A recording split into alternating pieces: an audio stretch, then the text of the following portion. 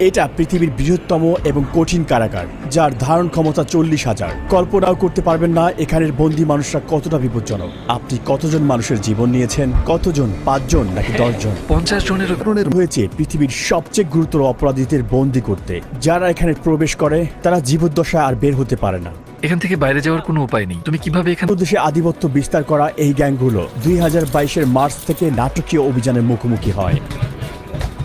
President নাইব বুকেলের প্রশাসনের অধীনে মাত্র 16 মাসে 70,000-এরও বেশি মানুষকে গ্রেপ্তার করা হয়, যা দেশের প্রাপ্তবয়স্ক জনসংখ্যার প্রায় 2%। শিকড়ে বাঁধা হাজার হাজার গ্যাং সদস্যকে রাতের আধারে কড়া নিরাপত্তার বলয়ে বাসে করে সিকটে নেওয়া হলো। মাথা নিচু করে একজনের পিছনে অন্যজন বসায় তাদেরকে একটি জটলার মতো দেখাচ্ছিল।